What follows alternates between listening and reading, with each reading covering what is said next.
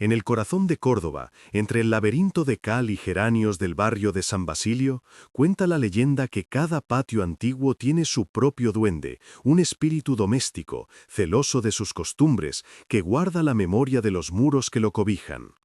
Pero para Sofía, la joven y ambiciosa directora de proyectos que acababa de firmar la compra de la Casa del Limonero, eso era solo un cuento para turistas, un retazo de folclore sin valor real.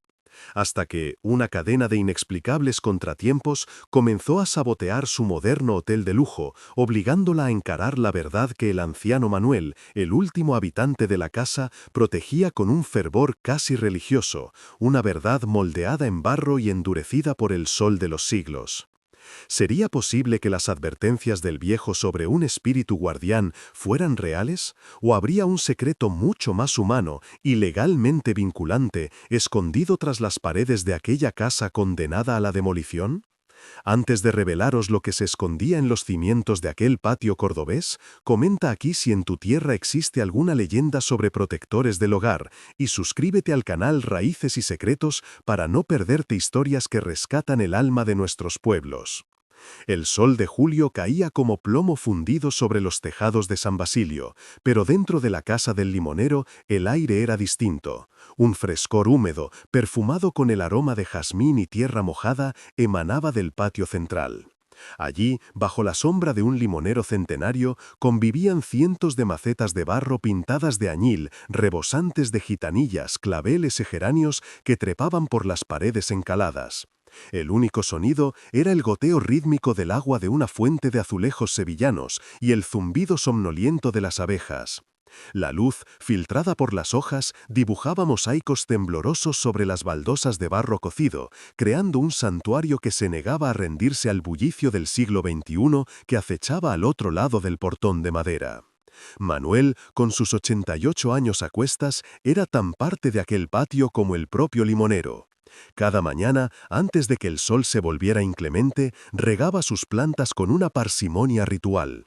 No era solo jardinería, era una conversación silenciosa con las generaciones que le precedieron. En una pequeña hornacina, casi oculta por una cascada de helechos, reposaba una tosca figura de barro cocido. Era el guardián, el duende familiar. Manuel le hablaba en susurros, le dejaba un dedal de anís cada noche y lo culpaba, con un guiño cómplice, de cualquier herramienta de jardín que no encontraba. Para él no era superstición, sino el reconocimiento de un pacto invisible, el alma de la casa hecha materia. Pero esa alma tenía un precio, y sus nietos, ahogados por las deudas y seducidos por la promesa de una vida sin apuros en la ciudad, ya lo habían puesto.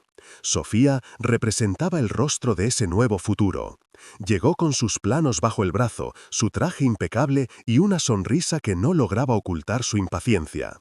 Para ella, el patio no era un santuario, sino un espacio desaprovechado con alto potencial de explotación.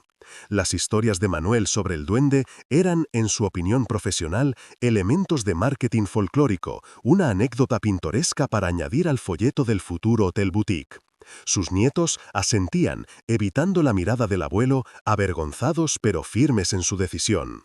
La chochez del anciano, como la llamaban entre ellos, era la justificación perfecta para arrebatarle el poder de decidir sobre su propio hogar. El choque cultural alcanzó su punto álgido durante la primera visita de inspección. Mientras Manuel explicaba con orgullo cómo cada flor tenía su historia, Sofía caminaba por el patio con la mirada fría de un tasador. Se detuvo frente a la hornacina y con una delicadeza casi ofensiva tomó la figura de barro. La examinó bajo la luz, girándola entre sus dedos. «Curioso», dijo, con una voz que pretendía ser amable. «Podríamos encargar réplicas de esto para la tienda de souvenirs del hotel, un toque de autenticidad para los huéspedes».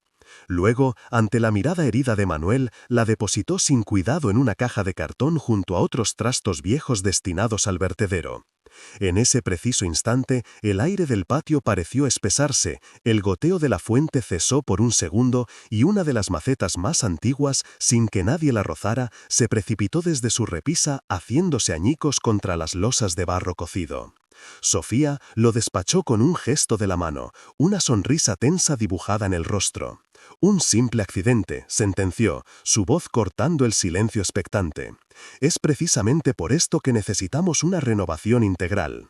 Los nietos de Manuel, visiblemente incómodos, murmuraron su acuerdo, evitando la mirada del abuelo. Manuel, por su parte, no dijo nada. Se arrodilló con la lentitud de sus años, recogiendo los trozos de barro como si fueran los fragmentos de un hueso sagrado. Su silencio era más elocuente que cualquier grito, era la resignación de quien ve venir una tormenta y sabe que no puede detenerla, solo esperar a que arrase con todo lo que ama, dejando tras sí un paisaje de pérdida y desolación.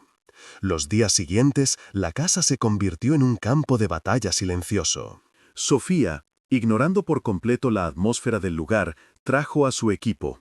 Arquitectos y diseñadores recorrían el patio con tabletas electrónicas, superponiendo imágenes de renderizados minimalistas sobre la cálida imperfección de la cal y el ladrillo.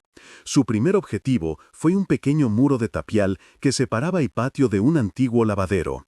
Estaba cubierto de azulejos trianeros del siglo XIX, descoloridos y agrietados, pero que contaban una historia. Este muro obstruye el flujo de luz y de clientes, decretó Sofía. Lo derribaremos para crear un espacio diáfano, un lounge bar con vistas. Manuel se interpuso, su frágil figura temblando de indignación. Ese muro es el que guarda el frescor, separa el descanso del trajín. Si lo tiran, el patio perderá su alma, se convertirá en un secarral sin memoria. Sofía le dedicó una mirada de falsa compasión. Manuel, el alma no paga las facturas, la luz y el espacio sí. La demolición comenzó una mañana de bochorno insoportable. Al primer golpe de la piqueta contra el tapial, un sonido sordo y hueco resonó por todo el patio. No fue el ruido de ladrillos rompiéndose, sino algo más profundo, como el quejido de la propia tierra. Y entonces ocurrió. De la brecha abierta en el muro no salió polvo, sino un chorro de agua oscura y maloliente que pronto se convirtió en un torrente incontrolable. Habían reventado una antigua canalización del aljibe principal, una que no aparecía en ningún plano moderno. En cuestión de minutos, el patio se convirtió en un lodazal. El agua negruzca ahogó los arriates, arrancó los geranios de sus macetas y cubrió las baldosas centenarias con una capa de fango y desesperanza. Los obreros gritaban, Sofía maldecía por teléfono a su jefe de obra, y Manuel, sentado en el umbral de su habitación, contemplaba el desastre con una tristeza infinita. El patio, su santuario, lloraba barro.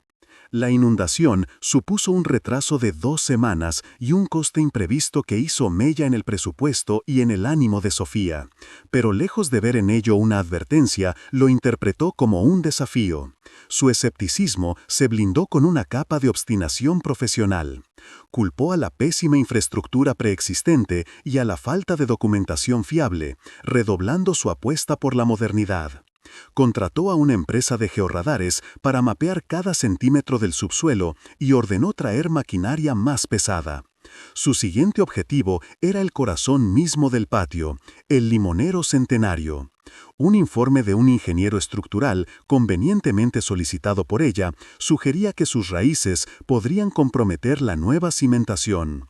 Con esa excusa técnica, firmó la orden de tala. El alma del patio, el árbol que había dado sombra y fruto a 5 generaciones, estaba sentenciado a muerte por la lógica implacable del hormigón. Esta vez, la reacción de Manuel no fue de tristeza, sino de una furia helada que pareció devolverle la fuerza de su juventud. Se plantó frente a Sofía, sus ojos oscuros brillando con una intensidad que la hizo retroceder un paso. «Ese árbol no se toca», dijo con una voz que, aunque temblorosa, no admitía réplica. «Mi abuelo lo plantó el día que nació mi padre. Mi mujer y yo nos dimos el primer beso bajo sus ramas. Mis hijos aprendieron a trepar por su tronco. Es la viga maestra de esta familia, el pilar que sostiene los recuerdos. Si le tocan una sola hoja, le juro por la memoria de mis muertos que esta casa se les caerá encima, no con agua, sino con el peso de la historia que ustedes desprecian». Su advertencia ya no sonaba a superstición, sino a una profecía forjada en el dolor de la pérdida inminente, un juramento de sangre contra el olvido. Sofía, aunque visiblemente afectada por la vehemencia del anciano, no cedió. La lógica empresarial era su único Dios. Al día siguiente, 2 técnicos de una empresa de arboricultura se presentaron para evaluar el árbol y planificar la tala. El día era extrañamente pesado, el aire tan denso que parecía poderse masticar. Cuando el técnico principal, un hombre corpulento y seguro de sí mismo, se acercó al limonero y apoyó su mano en el tronco para medir su perímetro, un zumbido grave comenzó a emanar de la copa. De repente, una nube oscura de abejas, que llevaban décadas anidando en una oquedad del árbol, descendió en un enjambre furioso. No picaron a nadie, pero su presencia masiva y amenazante provocó el pánico. Los técnicos huyeron despavoridos y el más joven, al tropezar en su carrera, se torció un tobillo, quedando fuera de servicio. El proyecto sufría otro inexplicable revés. Aquella noche, el ambiente en la casa era irrespirable. La cadena de coincidencias comenzaba a resquebrar la fachada de certeza de los nietos de Manuel. El mayor de ellos, Javier, que siempre había sentido un pozo de culpa por la venta, no podía quitarse de la cabeza la imagen de la maceta rota, el patio inundado y las abejas enfurecidas. Las palabras de su abuelo resonaban en su mente, no como los desvaríos de un anciano, sino como verdades que se negaba a aceptar. Impulsado por una inquietud que no lograba definir, se dirigió al cobertizo donde se apilaban las cajas con los enseres destinados al punto limpio. Buscó la caja de cartón donde Sofía había arrojado con desdén la figura de barro. La encontró bajo un montón de periódicos viejos. Al cogerla, notó de inmediato su peso inusual, un peso denso y sólido que no se correspondía con su pequeño tamaño. Algo en su interior se movió con un leve sonido, como el de un hueso seco rodando sobre arcilla. Con las manos temblorosas y cubiertas de polvo, Javier giró la pequeña figura de barro bajo la luz mortecina de la bombilla del cobertizo. El aire era denso, olía a madera vieja y a tierra seca, un aroma que contrastaba violentamente con la fragancia de jazmín del patio moribundo. La figura del guardián era más pesada de lo que aparentaba, un bloque compacto de arcilla que parecía contener algo más que aire. Un sudor frío recorrió su espalda. Por primera vez en su vida, la superstición de su abuelo no le pareció una anécdota entrañable, sino una advertencia que había ignorado de forma temeraria. Deslizó el pulgar por la base rugosa y notó una irregularidad, una textura distinta al resto de la pieza, casi cerosa al tacto. Era un pequeño círculo, del tamaño de una moneda antigua, perfectamente sellado y disimulado con una capa de polvo y tiempo. Movido por una urgencia que no comprendía, buscó en una caja de herramientas una vieja navaja de su abuelo. Con la punta de la hoja, comenzó a raspar con sumo cuidado el sello de cera. El material se desprendía en pequeñas virutas oscuras, revelando un tapón más profundo, encajado a presión en la base hueca de la figura. El corazón le latía con una fuerza desbocada, cada latido resonando en el silencio del cobertizo. ¿Qué podía haber escondido su bisabuelo, o el padre de éste, en el interior de un muñeco de barro? ¿Una moneda de oro de la época, quizás? La idea le pareció tan ridícula como la del propio duende. Sin embargo, la cadena de desastres que asolaba el proyecto de Sofía le impedía desechar cualquier posibilidad. Con un último esfuerzo, la navaja hizo palanca y el tapón de cera saltó, cayendo al suelo con un sonido casi imperceptible. Inclinó la figura con una lentitud reverencial, como si esperara que de ella brotara un genio o una maldición. Lo que cayó sobre su palma abierta no fue oro, sino algo infinitamente más desconcertante, un pequeño cilindro de pergamino,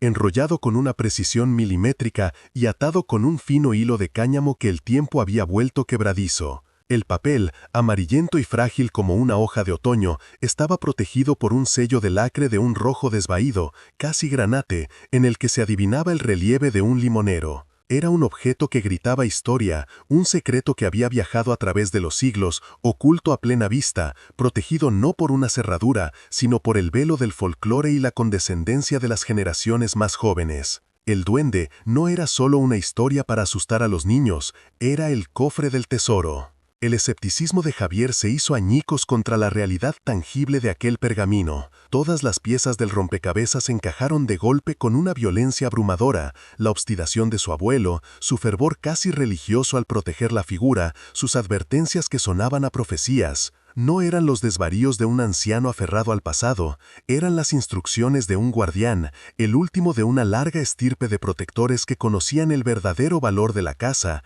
un valor que no se medía en metros cuadrados ni en potencial de explotación turística. La vergüenza le quemó por dentro. Habían vendido su herencia, sí, pero también habían traicionado un legado, un juramento silencioso encapsulado en aquel frágil rollo de papel que ahora sostenía en su mano como si fuera el corazón de su propia familia. Con un cuidado infinito, deshizo el nudo de cáñamo, que se desintegró en polvo entre sus dedos. El sello de lacre se resistió un instante antes de partirse con un chasquido seco que pareció romper un silencio de siglos. Desenrolló el pergamino sobre una tabla de madera limpia. La caligrafía era angulosa y elegante, trazada con una tinta sepia que había comido parte del papel en algunos trazos. El castellano era antiguo, lleno de eses largas y abreviaturas que le costaba descifrar, pero las primeras palabras fueron inequívocas, un golpe directo a su conciencia. En el nombre de Dios Todopoderoso, yo, Alonso de Balbuena, mercader de esta noble ciudad de Córdoba,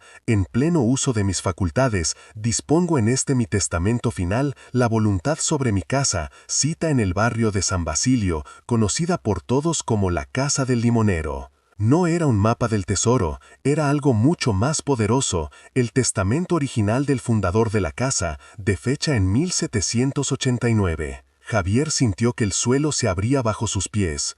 Siguió leyendo, sus ojos saltando de una cláusula a otra, buscando la clave, el motivo por el cual aquel documento había sido escondido con tanto celo en lugar de reposar en un archivo. Y entonces la encontró. Una cláusula, escrita con una caligrafía más firme y remarcada que el resto, como si el propio Alonso de Balbuena quisiera que trascendiera los siglos. Era una condición inquebrantable, una servidumbre perpetua que ligaba la propiedad no a una ley de hombres, sino a un deber moral, a un pacto con la propia esencia de la ciudad y su gente. El documento establecía que mientras el limonero plantado por su mano siguiera dando fruto, el patio de la casa jamás podría ser un espacio privado, debía permanecer abierto al alma sedienta y al viajero cansado durante las horas de sol, como un oasis de belleza y frescor ofrecido a la comunidad.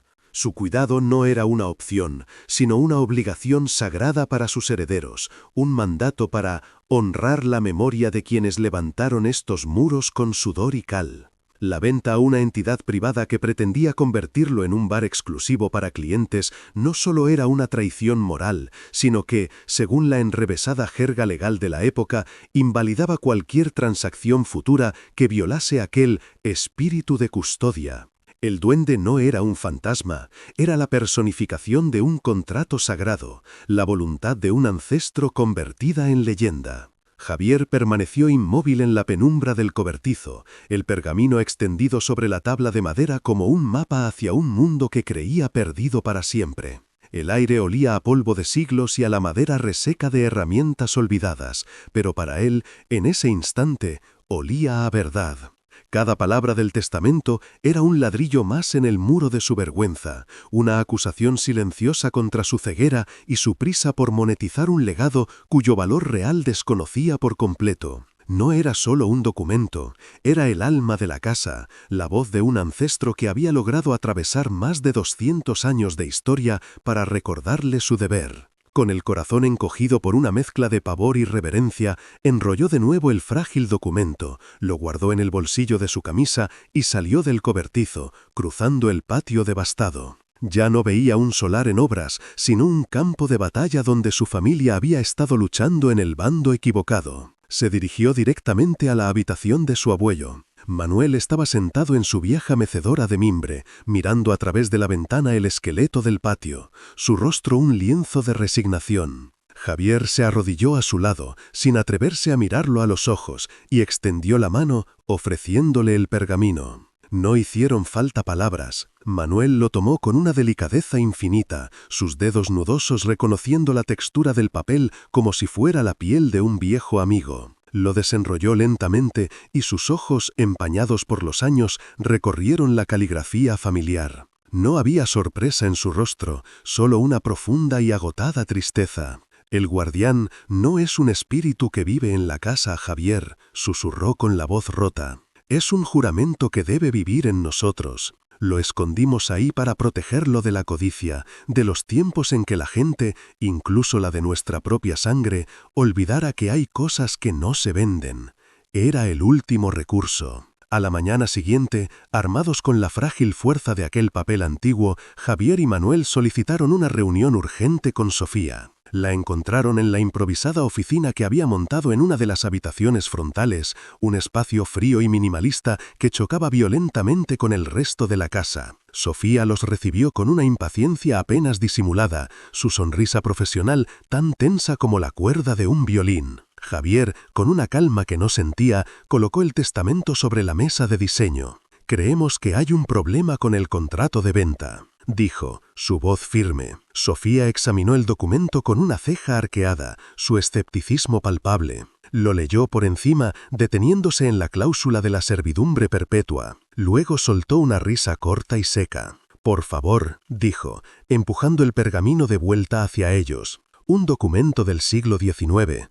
Es una curiosidad histórica, nada más. Mis abogados se reirán de esto. La ley de propiedad actual anula cualquier disposición feudal de este tipo. Es un bonito intento, Manuel, de verdad, pero el progreso no se detiene por un trozo de papel romántico». Fiel a su palabra, la respuesta del equipo legal de la cadena hotelera llegó en menos de 24 horas. Fue un correo electrónico conciso y brutal, un misil de jerga legal moderna diseñado para pulverizar cualquier vestigio del pasado. Calificaban el testamento de anacronismo jurídico sin validez vinculante en el marco normativo vigente y advertían de acciones legales por dilación maliciosa del proyecto. Para ellos, la voluntad de Alonso de Valbuena era tan irrelevante como las supersticiones sobre duendes. El hormigón tenía sus propias leyes y eran mucho más poderosas que las escritas con tinta sobre piel de animal. Sofía, sintiéndose victoriosa y reafirmada en su desprecio por lo que consideraba un teatro sentimental,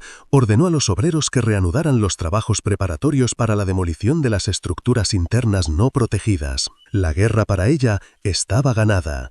El guardián había perdido. Pero el duende de la casa, o quizás la memoria colectiva del barrio, tenía otros planes. Mientras los abogados de Sofía redactaban sus fríos comunicados, la noticia del hallazgo del testamento se había extendido por San Basilio como el aroma del azahar en primavera. Se susurraba en los patios vecinos, en el mercado, en la taberna de la esquina. Un viejo amigo de Manuel, que había sido archivero municipal antes de jubilarse, escuchó la historia y, sin decir nada a nadie, hizo una llamada. Al día siguiente, justo cuando una pequeña excavadora se disponía a derribar el muro del antiguo pozo, un coche oficial del ayuntamiento se detuvo frente al portón. De él descendió un inspector de la gerencia de urbanismo, un hombre de aspecto severo con una carpeta bajo el brazo. Presentó una orden de paralización cautelar de todas las obras. «Una denuncia anónima», explicó. Había alertado de la posible existencia de elementos de valor etnográfico no catalogados y de un documento histórico que podría afectar a la titularidad y uso del inmueble. El golpe fue demoledor para Sofía. La burocracia, ese monstruo lento e impersonal, era un enemigo mucho más formidable que un anciano y sus leyendas. La paralización forzosa dio a Javier el tiempo que necesitaba. Con la ayuda del archivero jubilado, presentó oficialmente el testamento en el Archivo Histórico Provincial para su autentificación. La tarea recayó sobre una de las mayores expertas en paleografía de Andalucía, una mujer menuda y de gestos precisos que trató el pergamino con la veneración de una sacerdotisa ante una reliquia sagrada. Durante días lo sometió a un escrutinio exhaustivo bajo lámparas especiales, analizando la filigrana del papel, la composición de la tinta ferrogálica y la autenticidad del sello de lacre. El equipo de Sofía esperaba con confianza un informe que lo desacreditara como una falsificación ingeniosa, pero el veredicto, cuando llegó, fue tan incontestable como el peso de la historia. El informe oficial, un documento de varias páginas lleno de tecnicismos que no dejaban lugar a dudas, confirmaba la autenticidad del testamento de Alonso de Valbuena sin la menor sombra de duda. Databa inequívocamente de finales del siglo XVIII y, lo que era más importante, el archivero encontró una anotación marginal en el primer registro de la propiedad de la ciudad, de 1861, que hacía referencia directa a la servidumbre de paso y disfrute público establecida por el fundador. No era una fantasía romántica, era una carga legal real, registrada y reconocida, que se había perdido en la maraña de actualizaciones catastrales posteriores, pero que nunca había sido legalmente extinguida. Sofía recibió la noticia en su aséptica oficina, a través de una llamada de su abogado principal. Mientras él hablaba, ella miraba por la ventana la Giralda a lo lejos.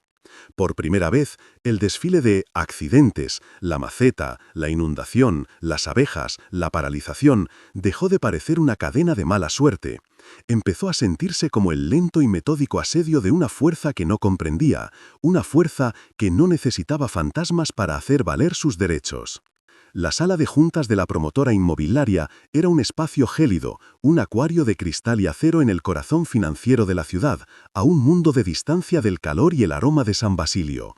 El aire acondicionado zumbaba con una monotonía agresiva, intentando sin éxito anular la tensión que se podía cortar con un cuchillo. De un lado de la mesa, Sofía y dos abogados de traje impecable, armados con carpetas llenas de jurisprudencia y una confianza blindada por el capital. Del otro, Manuel y Javier, acompañados por el viejo archivero, cuyo único arma era un frágil pergamino protegido por una funda de plástico. Sofía los observaba con una mezcla de irritación y lástima. Para ella, aquello era el último acto de una pataleta sentimental, un último intento desesperado de aferrarse a un pasado que ya solo existía en postales para turistas. Su victoria, creía ella, era tan inevitable como la salida del sol. El abogado principal de la cadena hotelera, un hombre de dicción precisa y sonrisa gélida, tomó la palabra. Su discurso fue un despliegue de poderío legal, una disección clínica del caso que pretendía despojarlo de toda emoción. Citó artículos del Código Civil, sentencias del Tribunal Supremo sobre la usucapión y la prevalencia de los registros catastrales modernos sobre documentos históricos no actualizados. Con todo el respeto por el valor sentimental de este hallazgo, concluyó, deslizando una copia del informe del paleógrafo por la mesa, este testamento es, a efectos legales, una pieza de museo. Una voluntad testamentaria del siglo XVIII no puede, bajo ninguna circunstancia, prevaler sobre las leyes de propiedad del siglo XXI. La servidumbre a la que alude, si alguna vez existió formalmente, ha prescrito hace más de un siglo. El proyecto sigue adelante. La confianza en su voz era absoluta, la lógica de sus argumentos aparentemente inexpugnable. Fue entonces cuando el archivero, que había permanecido en silencio hasta ese momento, se ajustó las gafas y carraspeó suavemente. Desplegó sobre la mesa no el testamento, sino una copia compulsada de una página del primer libro del Registro de la Propiedad de Córdoba de 1861. «Disculpen la interrupción», dijo con una voz tranquila que, sin embargo, silenció la sala. El error de su análisis es asumir que esta servidumbre es una simple cláusula testamentaria, no lo es. Señaló un párrafo anotado al margen con una caligrafía casi ilegible. Aquí, el primer registrador de la propiedad de esta ciudad anota la carga que pesa sobre la finca número 27 de San Basilio. La describe no como una servidumbre de paso, sino como una servidumbre de alma y vista pública, una figura jurídica del derecho foral antiguo, casi poética, pero legalmente blindada, que supedita la propiedad privada a un bien comunitario inmaterial, la belleza y el consuelo que el patio ofrece a la ciudad. El segundo abogado de Sofía, un joven experto en derecho urbanístico, palideció visiblemente. El archivero continuó, su voz cobrando fuerza. Esta carga, al estar inscrita en el folio registral fundacional, no prescribe. No puede ser anulada por transacciones posteriores a menos que se extinga expresamente con el consentimiento de la entidad protectora, que en este caso, según los fueros de la época, sería el propio ayuntamiento como guardián del bienestar de sus ciudadanos. La cláusula del testamento no es el origen de la servidumbre, es solo la explicación de su espíritu. El verdadero guardián no es la figura de barro, señores, es esta anotación en el registro, y cualquier proyecto que privatice el patio, que impida la vista pública o que destruya el elemento central, el limonero, no es solo una falta de respeto a la tradición, es, simple y llanamente, un acto de prevaricación urbanística. Un silencio denso, pesado como la tierra húmeda del patio inundado, cayó sobre la sala. Sofía sintió un vértigo helado. De repente, la cadena de desastres dejó de ser una serie de coincidencias desafortunadas. La maceta rota, el aljibe reventado, el enjambre de abejas defendiendo el árbol. No eran los actos de un duende con pies de barro y un dedal de anís. Eran los espasmos de una casa cuya alma legal, su pacto fundacional con la ciudad, estaba siendo violada. El guardián no era un espíritu que habitaba los muros, era el espíritu de un juramento que habitaba en los libros de leyes, un contrato sagrado que ella, en su ciega arrogancia moderna, había despreciado como si fuera un cuento de viejas. La verdad que se le reveló en ese instante fue mucho más impactante que cualquier fantasma. La superstición no era el velo que ocultaba la verdad, sino el mapa que conducía directamente a ella. Manuel, viendo la comprensión y el shock en el rostro de Sofía, habló por primera vez, su voz ya no temblorosa por la ira, sino impregnada de una calma ancestral. Mi bisabuelo inventó la historia del duende, explicó con una sencillez abrumadora. No para engañar a nadie, sino para traducir esa ley tan complicada en algo que un niño pudiera entender y respetar. El duende se enfada si cierras el portón a los vecinos. El duende seca las flores si no las riegas con cariño. El duende protege el árbol porque es el corazón de la casa. Era su forma de asegurarse de que, aunque las generaciones futuras olvidaran las palabras exactas de la ley, nunca olvidaran el deber que conllevaba. La figura de barro no guardaba un documento, hija, guardaba una promesa. En esa simple explicación residía la sabiduría de siglos. La leyenda era el vehículo popular, el cuento que los abuelos usan para transmitir las verdades que los abogados olvidan en sus despachos. El abogado principal cerró su carpeta con un gesto lento y definitivo. El sonido resonando en la sala como el golpe de un mazo. Miró a Sofía y negó con la cabeza, una admisión de derrota total. El proyecto es inviable, sentenció con una voz desprovista de toda su arrogancia anterior. Litigar contra una servidumbre fundacional inscrita, con el respaldo del archivo histórico y probablemente del propio ayuntamiento, nos enfrentaríamos a años de parálisis, costes millonarios y una pesadilla de relaciones públicas. Hemos perdido. Sofía no escuchaba las implicaciones económicas. Su mirada estaba fija más allá del cristal de la sala, perdida en un horizonte que ya no era de rascacielos y oportunidades, sino de muros encalados y macetas de geranios. No había sido derrotada por un competidor o por una mala inversión. Había sido vencida por el peso de un limonero plantado 200 años atrás y por la historia que se negaba a morir. La derrota de Sofía no fue ruidosa. No hubo gritos ni portazos, solo el silencio aplastante que siguió a las palabras del abogado. En aquel acuario de cristal y acero, el zumbido del aire acondicionado parecía el lamento de un mundo que acababa de descubrirse obsoleto. Sofía miró sus manos, las manos que habían firmado contratos y derribado muros, y por primera vez las sintió vacías. El proyecto, su gran oportunidad, se había desmoronado no contra un competidor más astuto, sino contra la voluntad de un mercader del siglo XVIII.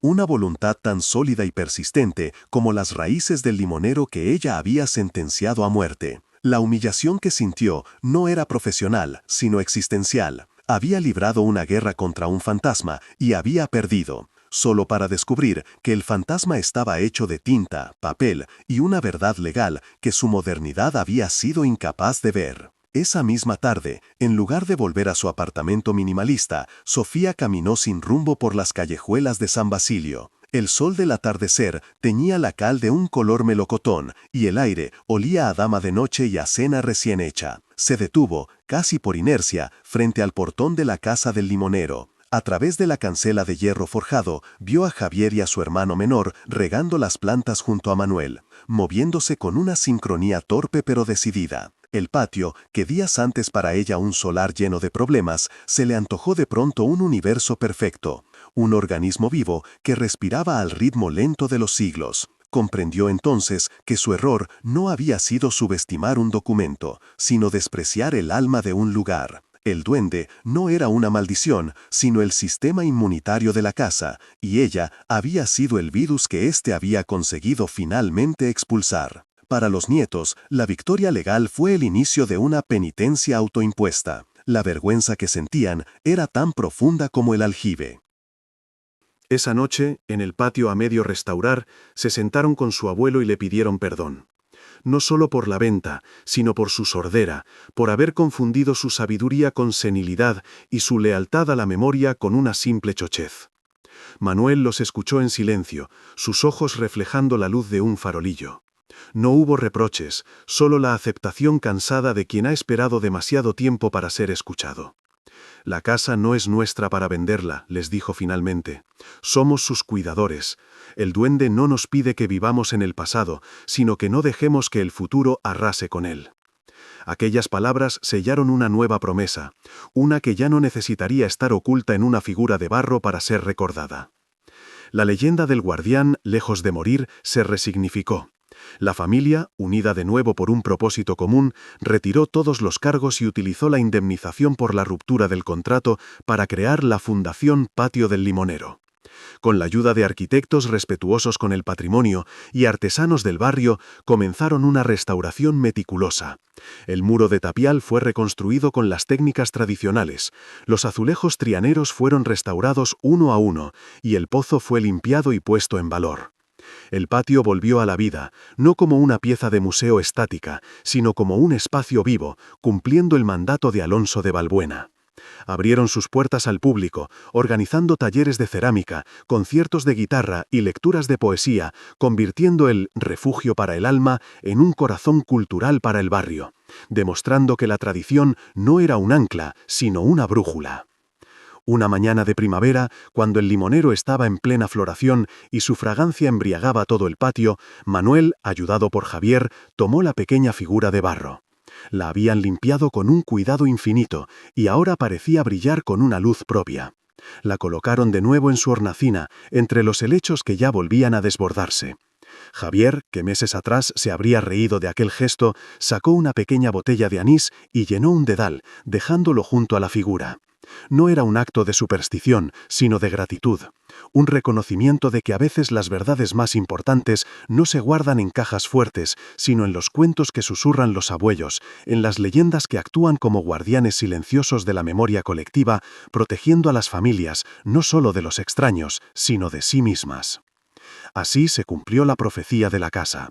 Para Sofía, que despreció la leyenda, la consecuencia fue el fracaso, una lección de humildad que reorientó su carrera hacia proyectos de rehabilitación sostenible, buscando el alma de los edificios en lugar de su rentabilidad.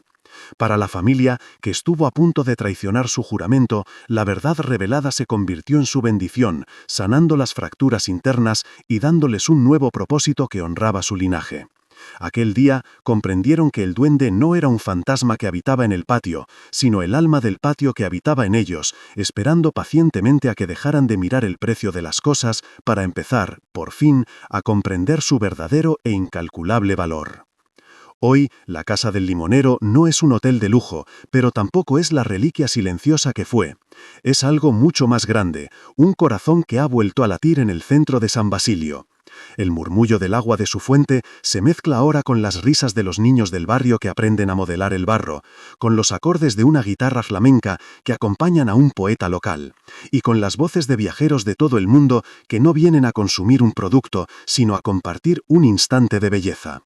La fundación que crearon los nietos, en un acto de redención, ha cumplido el mandato de su ancestro con una fidelidad que va más allá de la letra de la ley. El patio sigue abierto, sus flores siguen siendo cuidadas, y su alma, antes amenazada, ahora se expande, contagiando de memoria y de calma a todo aquel que cruza su umbral, demostrando que el patrimonio más valioso no es el que se posee, sino el que se comparte. La historia de Manuel y el guardián de barro trascendió los muros del patio para convertirse en un símbolo en toda la ciudad, un recordatorio de que bajo el asfalto y los planos de los arquitectos subyace una capa más profunda, una geografía del afecto y la memoria. Nos enseña que cada barrio, cada plaza, cada casa antigua tiene su propio duende, su propio pacto fundacional, que aunque no esté escrito en pergamino, reside en las costumbres, en las historias contadas al calor de un brasero, en el respeto por la sombra de un árbol viejo. La modernidad, con su prisa y su lógica de la eficiencia, a veces desprecia estas raíces invisibles, sin comprender que al cortarlas no solo derriba muros viejos, sino que seca el pozo del que bebe la identidad de un pueblo, dejando tras de sí un paisaje de progreso estéril y desalmado. Lo que esta crónica nos revela, en última instancia, es la profunda sabiduría que se esconde tras lo que llamamos folclore. Las leyendas no son mentiras para entretener a los niños, sino cápsulas del tiempo, vehículos diseñados por nuestros ancestros para transportar verdades complejas a través de los siglos de una forma sencilla y memorable. El duende no era más que la traducción de una ley foral a un lenguaje universal, el del respeto, el del cuidado, el de la comunidad. Manuel no era un anciano senil, era el último bibliotecario de una memoria oral, el guardián de una verdad que era a la vez legal, ética y profundamente humana. Su chochez era la lucidez de quien sabe que las herencias más importantes no se miden en hectáreas ni se guardan en un banco, sino en el corazón. Y así, la familia de la Casa del Limonero aprendió la lección más importante de todas, una que no se enseña en las escuelas de negocios, sino en la tierra húmeda de un patio andaluz. Aprendieron que hay una diferencia fundamental entre el precio de las cosas y su valor. Habían estado a punto de venderlo primero, seducidos por la promesa de un futuro sin apuros, para descubrir justo a tiempo que estaban regalándolo segundo. Un tesoro forjado por generaciones de sudor, amor y memoria. Aquel día comprendieron que el duende no era un fantasma que habitaba en el patio, sino el alma del patio que habitaba en ellos, esperando pacientemente a que dejaran de mirar el precio de las cosas para empezar por fin a comprender su verdadero e incalculable valor. Si crees que nuestras tradiciones guardan sabidurías que la modernidad no siempre logra explicar, comparte esta historia. Quizás en el desván de vuestra casa familiar, en un cuento que os contaba la abuela o en una vieja costumbre que ya nadie practica, se esconde también un guardián esperando a ser escuchado. Mantengamos vivas las memorias de nuestros abuelos, pues son los cimientos sobre los que construimos nuestro futuro. Suscríbete al canal Raíces y Secretos para descubrir más relatos que se niegan a ser olvidados.